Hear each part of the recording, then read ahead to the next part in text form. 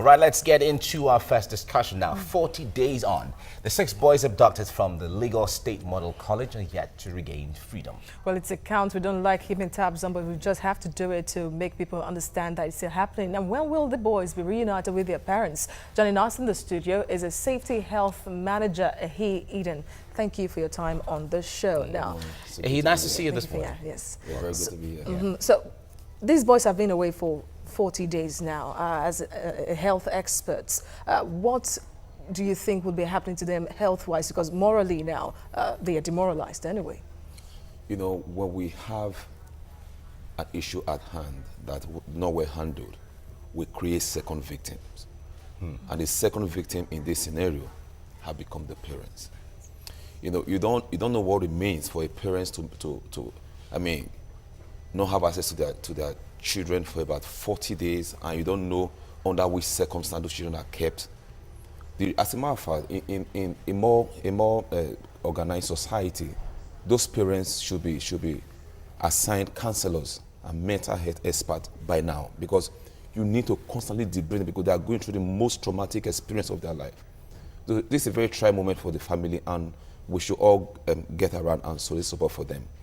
I must also say here that there's a Latin maxim that says salus populi suprema lex. It means the safety of the people is the supreme law.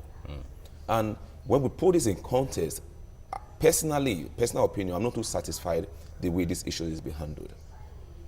Whether it's because the people who are involved here, there are people who are not on the high end of the society, I don't know.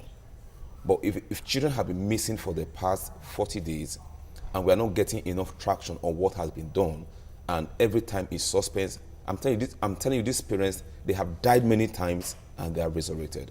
We should help them in this scenario. I don't think any parent should be able to go through this. I'm a parent. I'm not sure if I find myself in this scenario, I will survive it. All right, it's good to know about the second victim phenomenon you talked about right now. We remember the parents of the Chibok girls. Some of them died of hypertension and complication of being second victims, like you said. Now, if this is happening now and it's taking so long, it is generating lots and lots of emotions and a lot of criticism and a lot of uproar from the people. Now, have we learned as a people, as a government, have we learned lessons from the Chibok girl situation, especially putting the second victim, you said, into context when it comes to what government should do, when it comes to what counseling agencies should do for parents? From what's being played out right now, it's obvious we have a land. And that has always been the situation around us in Nigeria. When we have the issues come up, everybody, we put them up on the fire brigade approach, and when the issues subside, the lessons learned are always forgotten. But that's what you call learning from incidents. We don't learn from incidents that happen to us. Because when incidents happen and we are able to actually combat it, and we go back and learn and look at the lessons learned, how do we actually use the structure of what could happen, and how do we manage this better? The Chibok girls issue was a total disaster. It was not well managed, and that's what you see playing out right now. The same way we stood, or we all sat here and counting this for the Chibok girls until this day. And now we've counted 40 days today, and there's no release of these children in sight. So it's just a replay of what happened before. But in my opinion, if we had learned from what happened before, we won't be at the state that we are in today. There was no lesson learned. All right. The government and even the police are not even talking to the parents anymore. They don't have any information. And then the kidnappers as well have severed all forms of contact with the parents. So they are in the dark at the moment. So what would you like to see put in place just in case things like this occur? When you have, I did a course in disaster management. When you have this, this is a disaster that we have at hand right now. There should be information management center, very crucial. Now, whether it is only one person that was kidnapped or two persons, so long as there's an issue, there must be an information management center from the police to the parents. Now, the parents don't even know who to talk to. The police are not making information available. You can't just tell me you are working on something and I have no clue what we are working on. So you leave me in the dark, leave me in suspense, and to the parents, and this is why most times parents are quick to pay ransom. because there's no enough information getting to them what the police or security forces are doing. And if they are left in such a dark spot, and whoever comes to them that I'm the kidnapper, whether he's the person or not, they're going to pay ransom to that person. That's why they paid 10 million naira. Sure, to now sure. nothing. I think the information management has to be improved upon. I mean, if you're working, we're not saying you should tell us, the public, but be in touch with the parents constantly and let them know this is what we have done, this is what we have done. In the next few days, what we should be looking at. And let that, don't create that vacuum. Let that always come every now and then so the parents are comforted that at least policemen are doing something. And I mean, in S&S time, we should know where we are and stuff like that. It's all right. Let's put you on hold a little bit. Yeah, a little bit.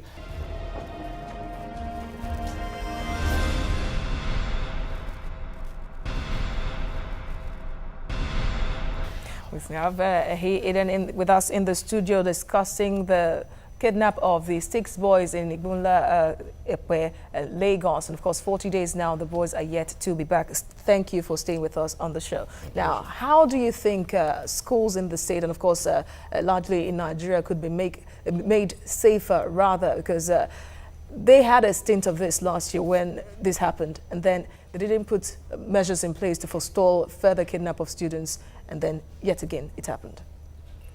Well, school safety is a very integral part of safety processes, but we've not really seen much being done in this country in this regard. Not because the school owners just want to be complacent. If you leave a natural human being, he will surely be complacent, and when you put profit before safety. And that's what has always happened.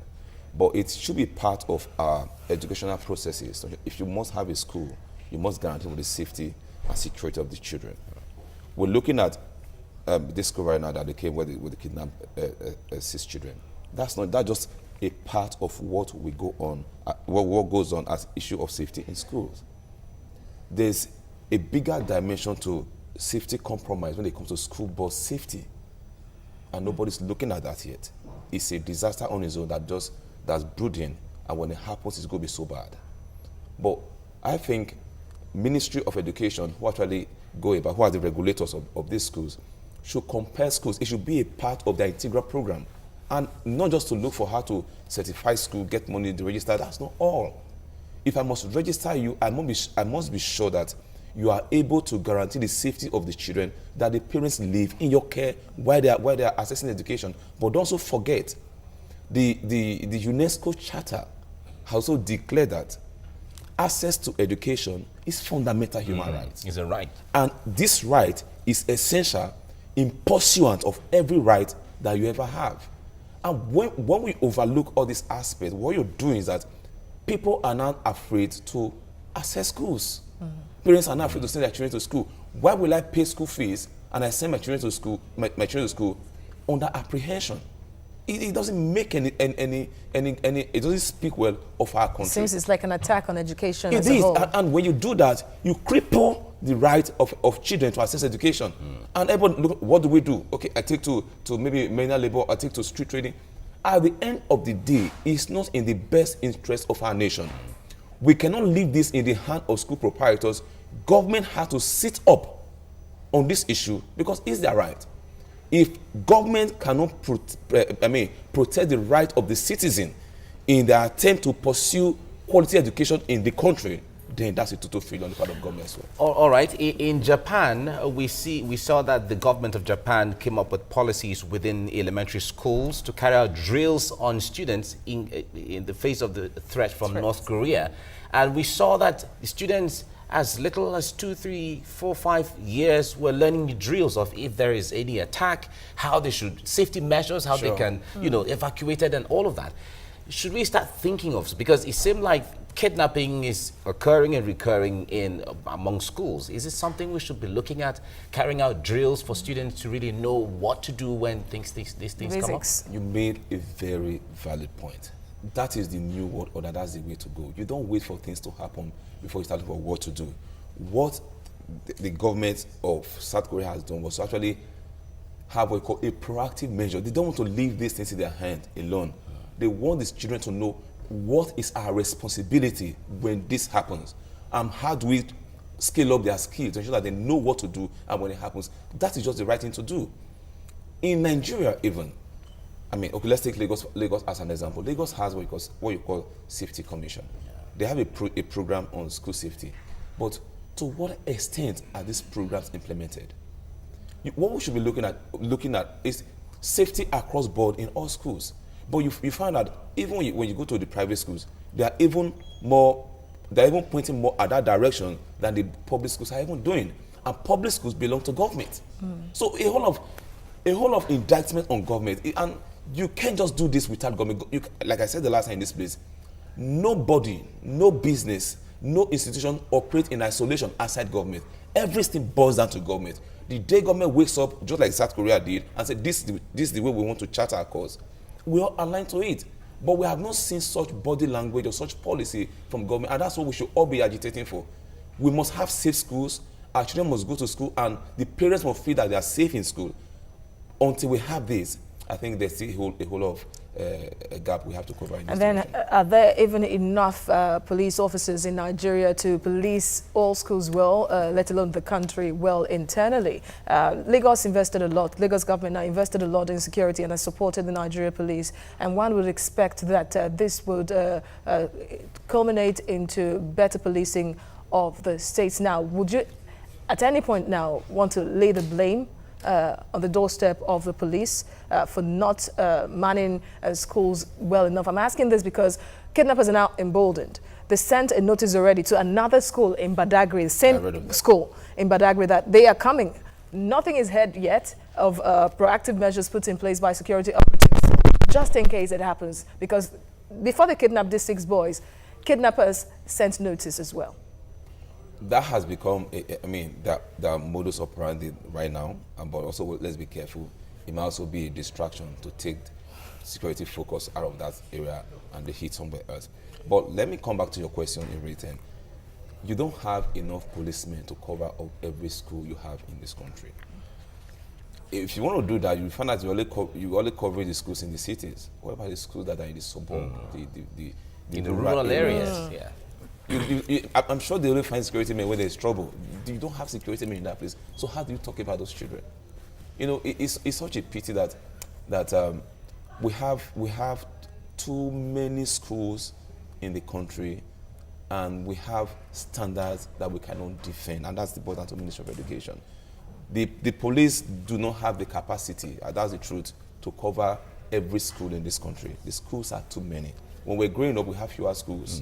It was better for all of us. But these days we have more private schools than we have government schools. So how do you cope? How do you cater for all these things? But looking at it critically, would it be ideal to even have police officers within the school area, especially elementary schools and primary schools? Wouldn't that be causing fear and anxiety among students when it comes to safety and all of that? Excuse me, we're not saying they should go and stay in the school. Okay. The presence of policemen, in a neighborhood, it means a whole lot. Okay. Just like how when we're growing up, the presence of the king of your father in the house means a lot to you. So the presence of policemen in the neighborhood, we're not saying they should go to the school and stay. They just drive past and you see a police vehicle, it tells you. It gives you a sense of safety. Yeah, you're safe. All right. Thank you very much. Ehi Iden, thank you very much for coming on the program this morning. Thank you very much. Thank you. All right, let's take a breather and then we come back with the next discussion on ground. Stay with us on TVC Breakfast. Don't go away.